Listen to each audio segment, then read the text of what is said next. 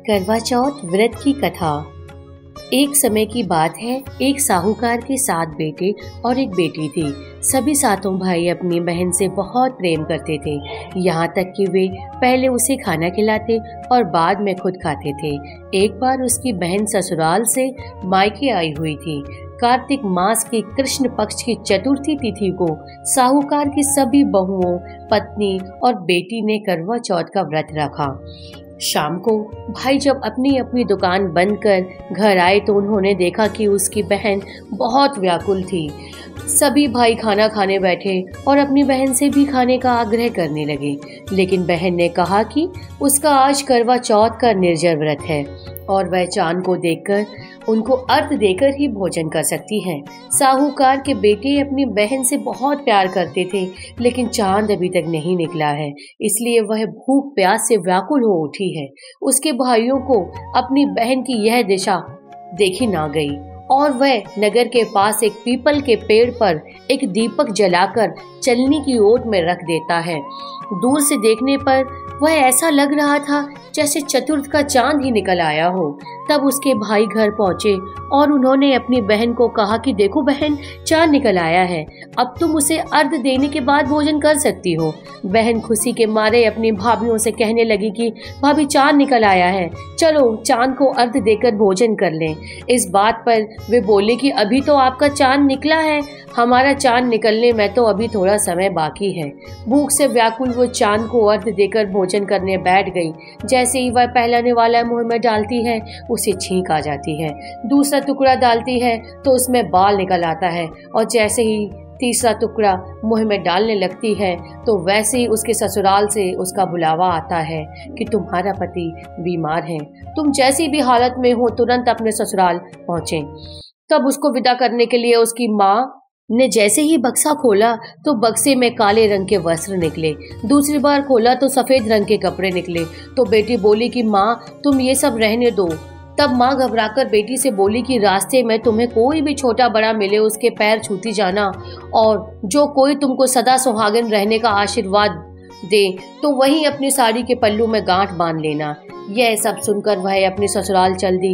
रास्ते में जो कोई मिला वह उसके पांव छूती। सबने सुखी रहो, खुश रहो, ससुराल का सुख भोगो, यही आशीर्वाद दिया, लेकिन सदा सुहागिन होने का आशीर्वाद कोई नहीं देता।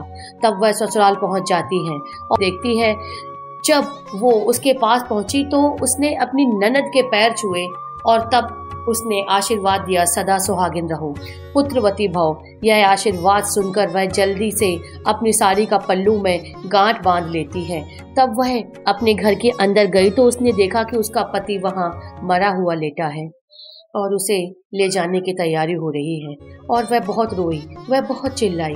जैसे ही लोग उसके पति को ले जाने लगे वैसे ही वह चिल्लाकर बोली कि मैं अपने पति को कहीं नहीं जाने दूंगी। जब उसमें से कोई नहीं माना तब उसने कहा कि ठीक है, मैं भी साथ चलूंगी। सभी के समझाने पर जब वह नहीं मानी तो सबने कहा कि ठीक है, ले चलो उसे भी। जब उसके पति को जलाने का समय आया तो वह बोली कि मैं इन्हें जलाने भी नहीं दूंगी।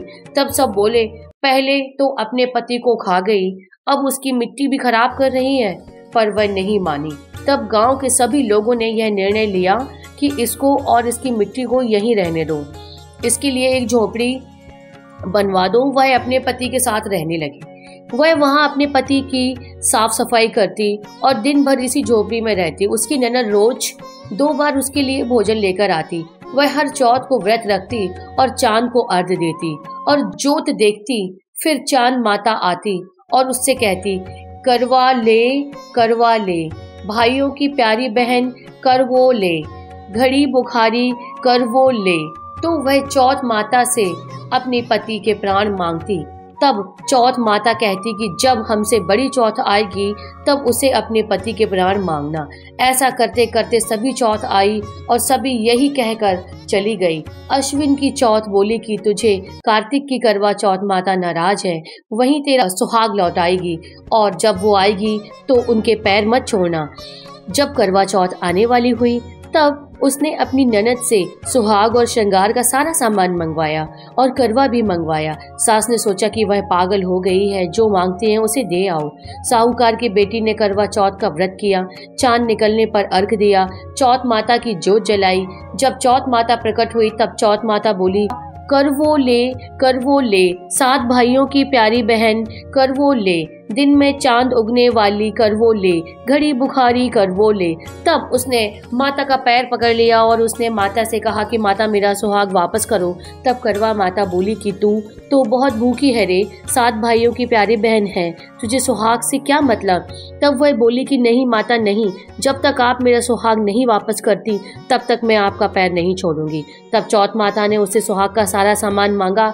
तब उसने चौथ माता को एक एक करके 16 श्रृंगार का सारा सामान दे दिया। चौथ माता ने अपनी आंखों से काजल निकाला, मांग से सिंदूर निकाला और नाखूनों से मेहंदी निकाली, चिटकी उंगली का छींटा दिया और उसका पति जीवित हो गया। और चौथ माता जाते हुए उसकी झोपड़ी पर लात मार गई, जिससे उसकी झोपड़ी महल बन गई।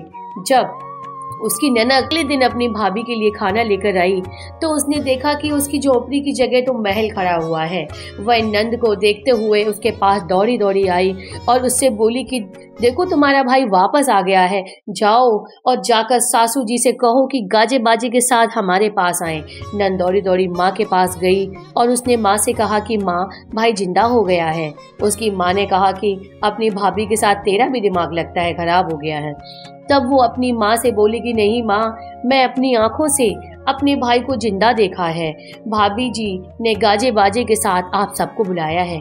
गाजे बाजे के साथ सभी घर वाले अपने बेटे को लेने पहुंचे। वहां अपने बेटे को जिंदा देखकर सास बहू के पैर छूने लगी और बहू सास के पैर छूने लगी और वह माँ से बोली कि देखो माँ, तेरा बेटा वापस आ गया है। सास बोली कि मैंने तो साल भर पहले ही इसे अपने घर से वापस भेज दिया था, वह तो तू ही है जो मेरे बेटे को वापस लाई है। हे चौथ माता, जैसे साहूकार की बेटी के साथ पहले किया वैसे किसी के साथ ऐसा मत करना और बाद में जैसे उसे सुहाग दिया वैसे सभी को देना और परिवार पर अपनी कृपा बनाए रखना। जय करवा चौथ माता। धन्यवाद। नमस्कार।